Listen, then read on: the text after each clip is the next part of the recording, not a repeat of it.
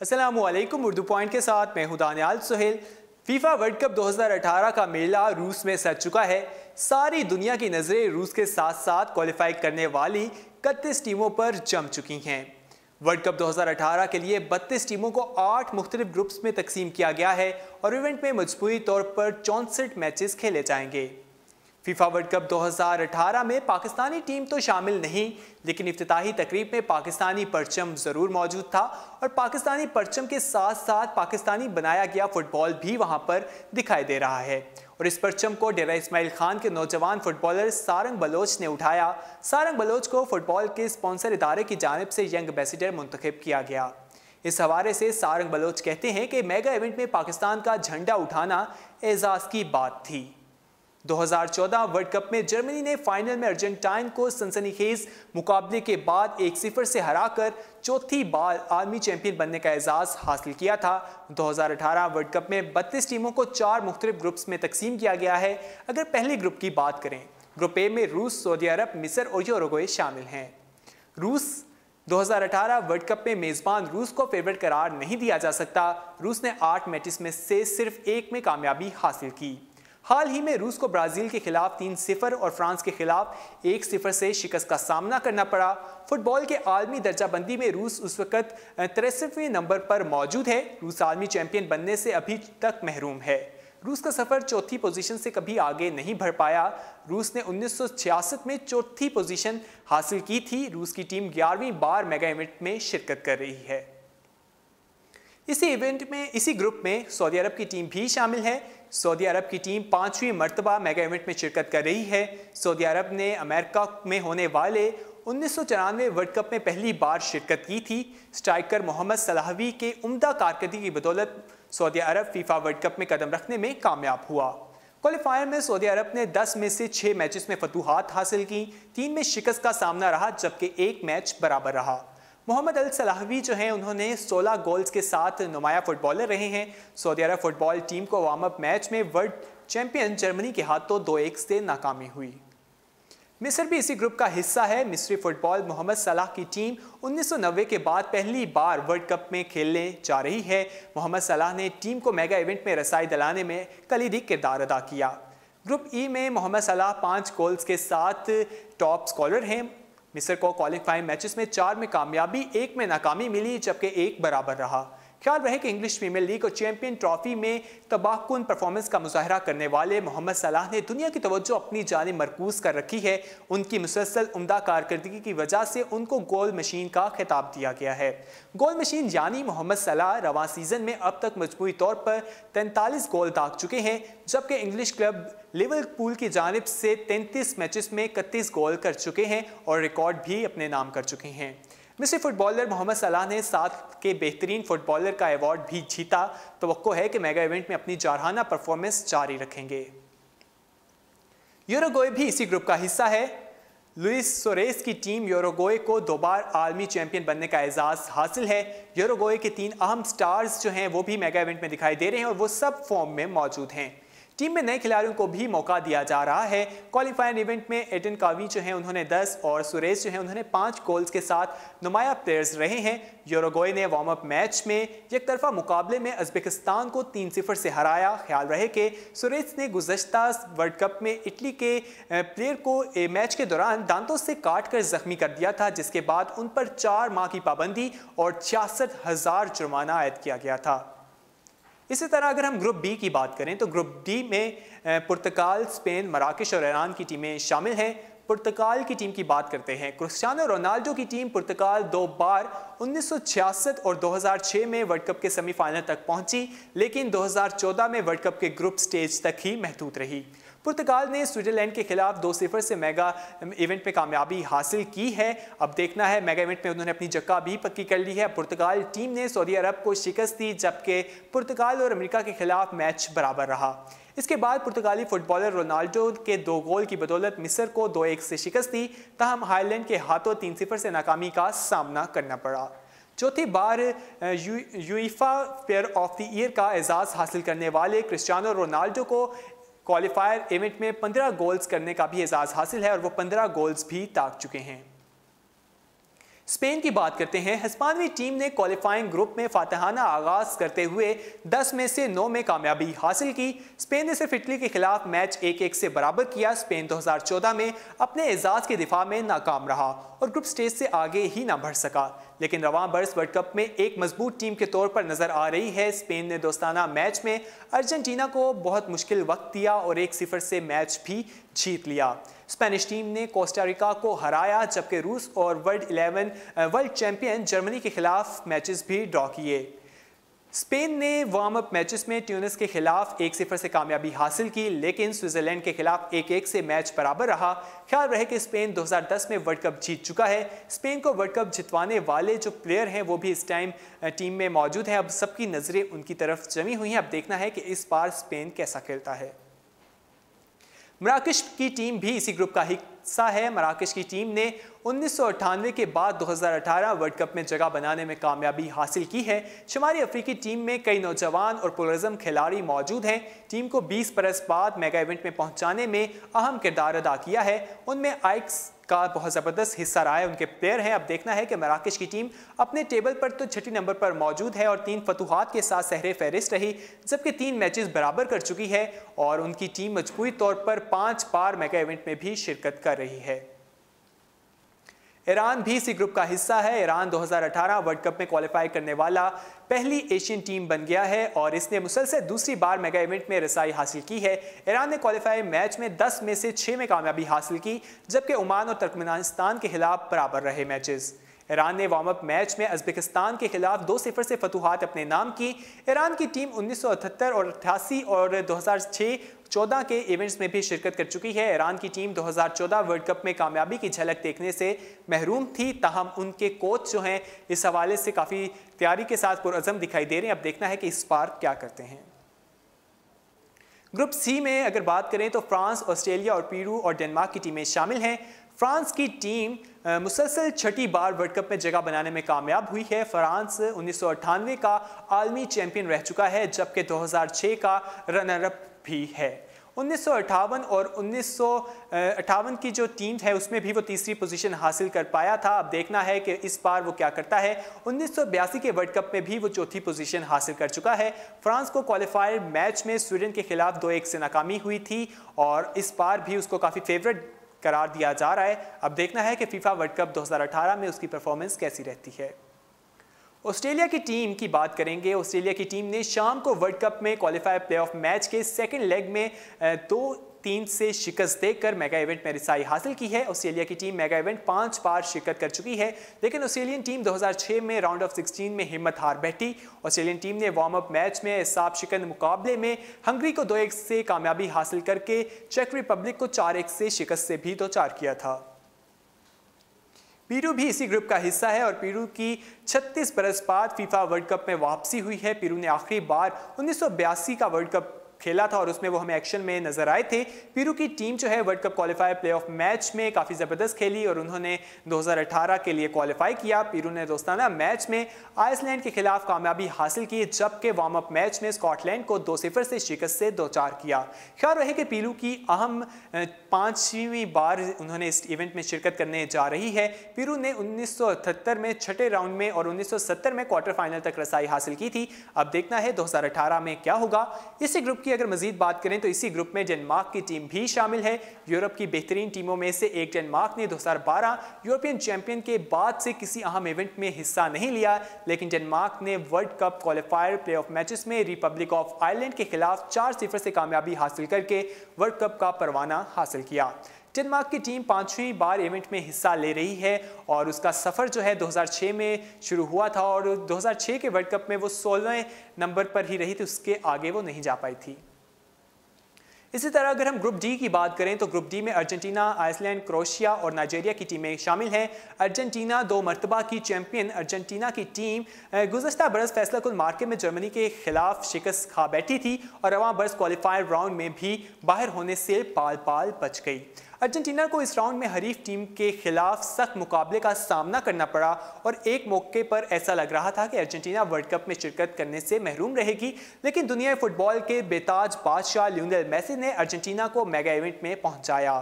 Qualifier matches के आखिरी match में अर्जेंटीना ने काफ़ी ज़बरदस्त खेला और 3-1 से कामयाबी हासिल की। 2018 वर्ल्ड कप 30 साला लियोनेल मेसी के लिए इंतहाई अहमियत का हामिल है, क्योंकि बार्सिलोना के फुटबॉलर लियोनेल मेसी ऐलान कर चुके हैं कि वो मेगा इवेंट में शिरकत करने के बाद इंटरनेशनल फुटबॉल से किनारा कशी इख्तियार कर लेंगे।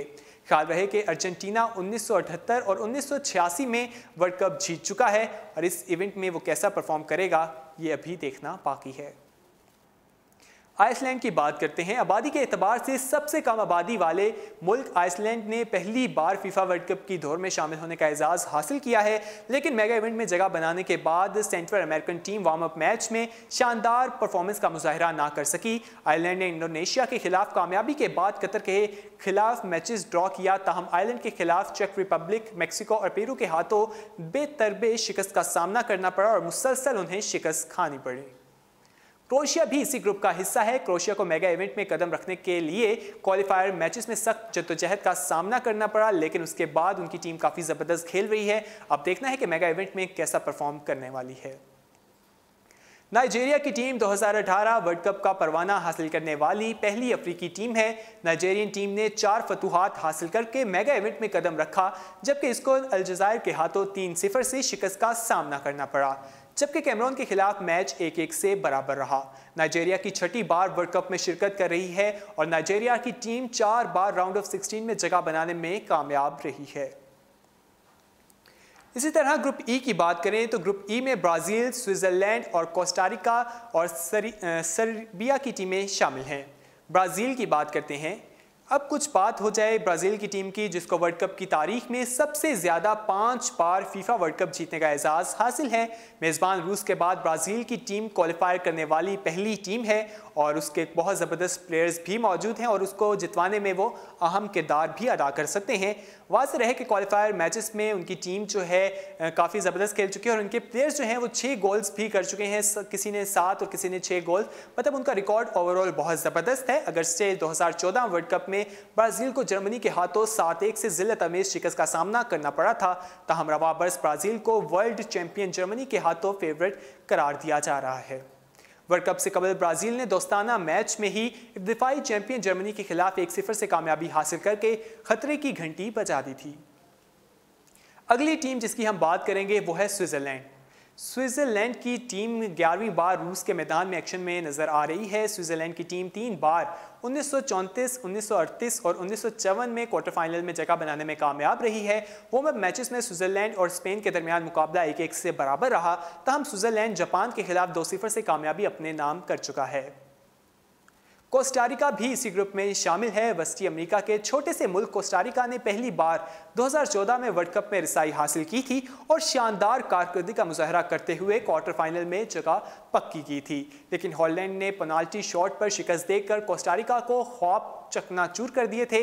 वर्ल्ड कप फुटबॉल तैयारी के सिलसिले में कोस्टारिका को बेल्जियम के हाथों 4-1 से शिकस्त से 2-4 होना पड़ा था। इसी तरह इंग्लैंड के खिलाफ 2-0 से शिकस्त खा ली थी।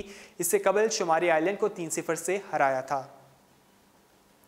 सर्बिया की बात करते हैं। सर्बिया ने 8 बरस बाद दोबारा वर्ल्ड कप में जगह बनाने में कामयाबी हासिल की है। वर्ल्ड कप क्वालिफाइनल मैच में ग्रुप डी में टॉप टीम भी ये है और इसको अब काफ़ी नाकामियों का मुंह भी देखना पड़ा है। सर्बिया ने के खिलाफ उन्होंने बेलोवीसिया के खिलाफ खेलते हुए उम्दा परफॉर्मेंस का मुजाहरा नहीं किया और 5-1 से कामयाबी अपने नाम की थी। अब देखना है बाकी जो मैचेस हैं उसमें वो क्या करने वाले हैं।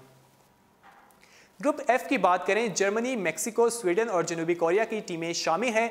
जर्मनी दिफाई चैंपियन जर्मनी के पास 5वीं बार वर्ल्ड कप जीतने और ब्राज़ील का रिकॉर्ड बराबर करने का नादिर मौका है, लेकिन दोस्ताना मैच और वार्म अप मैच में जर्मनी की कारकर्दगी मुतासिर को नहीं रही। World cup warm up match में जर्मनी को ऑस्ट्रेलिया के हाथों 1-0 से शिकस्त हुई, जबकि सऊदी अरब के खिलाफ 2-1 से कामयाबी अपने नाम की। इससे कबल दोस्ताना मैच में जर्मनी को ब्राज़ील के खिलाफ 1-0 से नाकामी का मुंह देखना पड़ा, लेकिन इंग्लैंड और स्पेन के खिलाफ मैचेस फैसला कुन साबित ना हो सके। अलबत्ता वर्ल्ड कप क्वालिफायर मैच में नाकाबिले शिकस्त रहा। जर्मन खिलाड़ी रॉबर्ट काफ़ी ज़बरदस्त खेले हैं और उन्होंने 16 गोल भी किए हैं। इसके साथ वो टॉप स्कोरर भी रहे हैं। अब देखना है कि वो बाकी इस इवेंट में क्या करने वाले हैं और जर्मन टीम कैसे परफॉर्म करती है। मेक्सिको की टीम इस इवेंट का हिस्सा है और इसी ग्रुप का हिस्सा है। मेक्सिको ने बासानी 2018 वर्ल्ड कप में जगह बनाई, लेकिन क्वालिफायर मैच में सिर्फ एक गोल में नाकामी हुई। मेक्सिको को सनसनीखेज मुकाबलों में के बाद 2-0 से शिकस्त का सामना करना पड़ा था। अब देखना है कि मेक्सिको की टीम 16वीं बार एक्शन में नजर आएगी। तो मेक्सिको की टीम 1970, 1986 और में 6 बार जो है वर्ल्ड कप क्वार्टर फाइनल में जगह बना चुकी है। तो इस बार देखना है कि वो क्या करती है। स्वीडन की टीम की बात करें, स्वीडन की टीम ने 2006 वर्ल्ड कप में इटली को प्लेऑफ मैच में शिकस्त देकर फाइनल के लिए क्वालिफाई किया था। इस मैच में स्वीडन के बेहतरीन खिलाड़ी ने एक ट्वीट किया था कि हम लोग स्वीडन हैं। स्वीडन की टीम सुपरस्टार ज़लाडीन के वजह से, उनकी कोचिंग जो है उसकी वजह से काफ़ी गैर मौजूदगी में भी काफ़ी ज़बरदस्त खेली। अब उनकी गैर मौजूदगी में उतरने जा रही है। तो अब देखते हैं उनकी गैर मौजूदगी में टीम कैसा परफॉर्म करेगी।